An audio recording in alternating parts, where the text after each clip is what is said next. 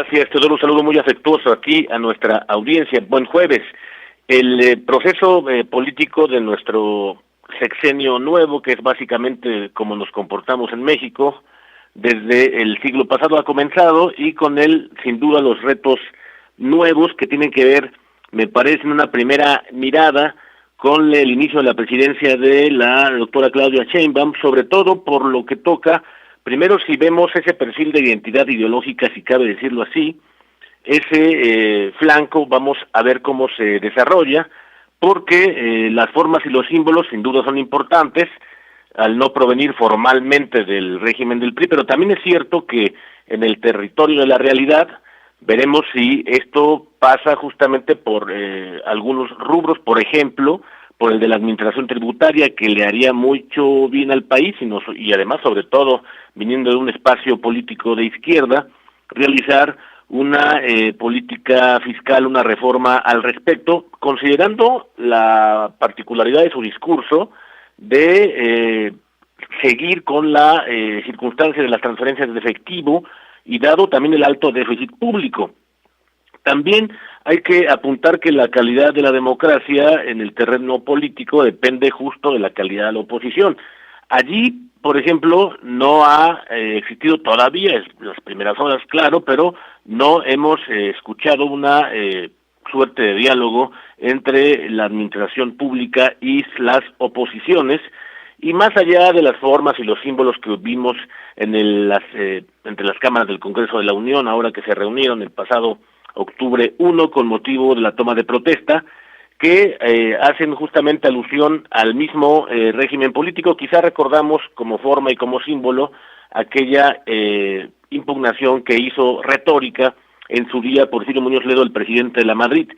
con el inicio de esas formas de intervención opositora justo cuando se reúne la República, que justamente es lo que ahora está en cuestión, porque ha comenzado esta administración con la R de retórica y veremos si continúa con la R de realidad. Por ahora, por ejemplo, lo que sí hay dentro de los llamados 100 días que recorren la gestión pública federal tienen que ver, por ejemplo, con un enfoque ese sí distinto en la estrategia de seguridad que alientan por lo menos el fin de lo que vimos la gestión anterior en torno a lo que ha hecho el partido dominante en el territorio de la Administración Pública Federal y la circunstancia en cómo se va a comportar, por ejemplo, la relación entre política y narcotráfico y su relación sobre todo del combate a la delincuencia organizada. También ha comenzado, y junto con el comienzo es un final, desde luego retórico, en su discurso la propia presidente Sheinbaum ha dicho que al dedicar las primeras líneas justamente de su intervención en Cámara de Diputados, en su asunción, es el principio del fin, por lo menos en el símbolo para ella, de López Obrador como solamente eso, como un legado, como un fundador. Él mismo se lo dijo respecto a Cuauhtémoc Cárdenas cuando lo desechó, justamente en el año 2004, que no pelearía con la historia, y bajo esa misma retórica hizo ese tratamiento, por lo menos discursivo. El reto del país, volviendo a la realidad, tiene que ver también con la idea de las energías limpias, que también está en la primera mirada del acercamiento en un país de América del Norte tan estratégica, la relación con nuestros socios, pero lo que es más, con la necesidad que tenemos todos de actualizar justo la política de energía y también la transición energética que necesitamos para actualizar no solo las tarifas, que eso básicamente es lo que ha estado en la mirada de los mexicanos, en su bolsillo, sino sobre todo para darle viabilidad en el largo plazo. Yo creo que también el Poder Judicial de la Federación es un gran tema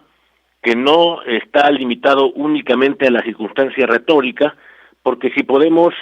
hacer esta micro mirada sobre los primeros 100 días que recorrerán a partir de octubre 1, tiene que ver, por ejemplo, con en el símbolo la presencia de todos los miembros de la República, el legislativo, el ejecutivo y el judicial, pero si vamos al fondo,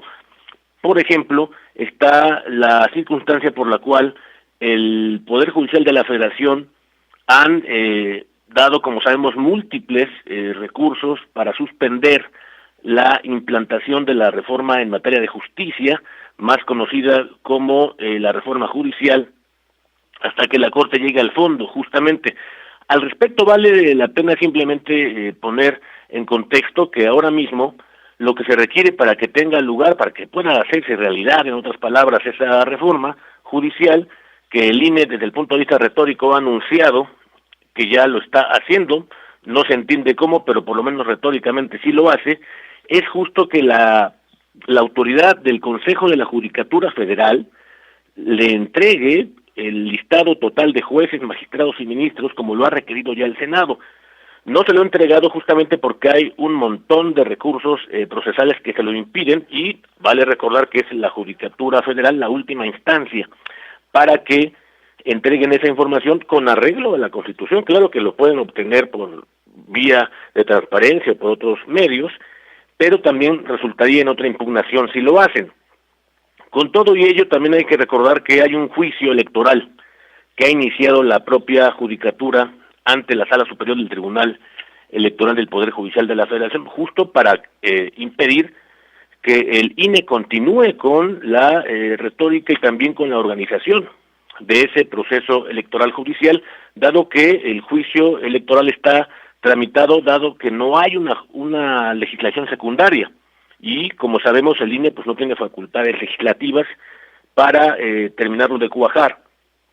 De modo que si esa lista no la entrega la Judicatura al Senado, pues no hay forma de que pueda llevarse a cabo la convocatoria que debe expedirse, como recordamos, el próximo 15 de octubre. Todo ello es lo que está manifestándose en los primeros, una mirada micro hacia los primeros 100 días, que justamente nos recuerda aquella evocación sobre la idea en la administración del presidente Roosevelt, cuando para presionar al Congreso,